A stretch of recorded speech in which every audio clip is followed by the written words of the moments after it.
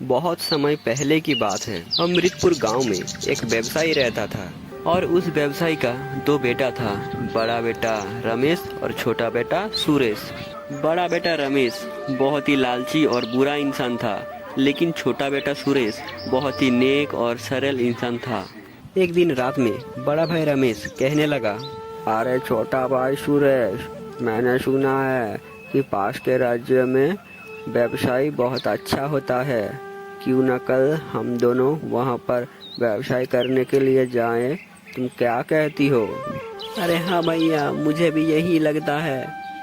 तो ठीक है, कल हम पास के राज्य में व्यवसाय के लिए जाएंगे। और अगले दिन सुबह वो दोनों व्यवसाय करने के लिए पास के राज्य में चला गया। वहाँ पर व्यवसाय करके उन दोनों को बहुत सारा मुनाफा हुआ। उन दोनों के पास लगभग 1000 स्वर्ण मुद्रा है। बड़ा भाई रमेश कहने लगा, अरे छोटा भाई, रात हो रहा है, हमें अब घर लौटना चाहिए। चलो हम घर जाते हैं। फिर वो दोनों घर लौटने का फैसला किया। रास्ते में बड़ा भाई रमेश कहने लगा, अरे छोटा भाई सुरेश, हमारे पास जो भी स्वर्ण मुद्रा है वो हम दोनों में 100-100 में बांट लेना चाहिए, और बाकी के स्वर्ण मुद्रा हमें इस बड़ा आम के पेड़ के नीचे रख देना चाहिए। बोलो छोटा भाई सुरेश, तुम क्या कहती हो? अरे हाँ हाँ बड़े भाई रमेश, मुझे भी यही लगता है। लेकिन एक बात याद रखना, ये बात किसी को पता नहीं चलना चाहिए। फिर उन दोनों के पास जो भी स्वर्ण मुद्रा था वो दोनों में 100-100 में बांट लिया, और बाकी के स्वर्ण मुद्रा को इस बड़े आम के पेड़ के नीचे छुपा दिया, और वो दोनों घर लौट आया। फिर वो दोनों अपने पापा के साथ अच्छे से रहने लगा। एक दिन बड़ा भाई रमेश आम के पेड़ के नीचे छुपाया हुआ सारा स्वर्ण मुद्रा को चुरा लिया और छोटे भाई को भी नहीं बताया। ऐसे ही कुछ दिन गुजर गया। एक दिन जब वो दोनों व्यवसाय के लिए जा रहा था, तभी छोटा भाई सुरेश कहने लगा, रमेश भैया, हमें देखना चाहिए आम के पेड़ के नीचे हमारा स्वर्ण मुद्रा है या नहीं है। फिर वो दोनों स्वर्ण मुद्रा को देखने के लिए आम के पेड़ के पास गया और देखा वहाँ पर कोई भी स्वर्ण मुद्रा नहीं था। और बड़े भाई रमेश कहने लगा, अरे वाह वाह छोटे भाई सुरेश, तूने ये सब स्वर्ण मुद्रा चुरा भी लिया और मुझे बताया तक नहीं। तू एक बहुत बड़ा चोर है।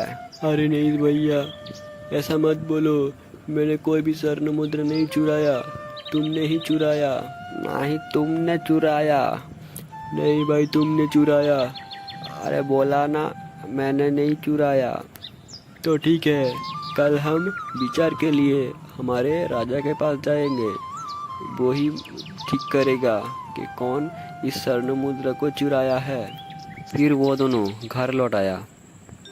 अगले दिन सुबह वो दोनों विचार के लिए राजा के पास गया। राजा ने उन दोनों का बात सुना और कहने लगा, अरे ये तो ठीक है, पर मुझे कोई सबूत चाहिए। तभी बड़ा भाई रमेश कहने लगा, महाराजा, अगर आप चाहती हो तो उस आम के पेड़ में एक देवता रहता है, आप उससे जाके पूछ लीजिए और दूध का दूध और पानी का पानी हो जाएगा। राजा जी कहने लगा, तो ठीक है, कल हम उस आम के पेड़ के पास जाएंगे। अब तुम दोनों घर लौट जाओ। उसके बाद वो दोनों घर लौट आया।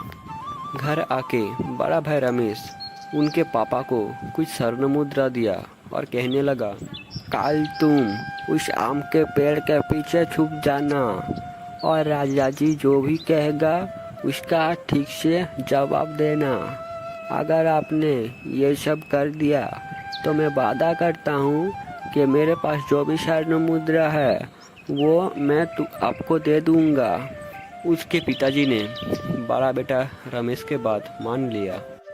अगले दिन सुबह जब राजा उन दोनों को लेकर उस आम के पेड़ के पास गया और राजा जी उस आम के पेड़ को कहने लगा, अरे ओ आम पेड़ देवता, आप बता दीजिए कि यहाँ पर गड़ा हुआ स्वर्ण मुद्रा को किसने चुराया है। जी महाराज, मैं बताती हूँ। ये सब स्वर्ण मुद्रा छोटा भाई सुरेश ने चुरा लिया है। फिर आम पेड़ देवता की बात सुनकर राजा ने सोचा, अरे एक पेड़ कैसे बात कर सकता है, मुझे जांचाई करना पड़ेगा। उसके बाद जैसे ही राजा ने पेड़ के नीचे धुआं किया, तभी पेड़ के ऊपर से रमेश का पिताजी बेहोश होकर नीचे गिर गया। फिर रमेश का सारा बुरा कांड सबके सामने चला आया और बड़ा भाई रमेश के पास से सब स्वर्ण मुद्रा ले लिया और छोटे भाई सुरेश को सब स्वर्ण मुद्रा दे दिया। फिर सुरेश का बाबा और उनका बड़ा भाई रमेश को कारागार में राजा ने बंदी कर लिया।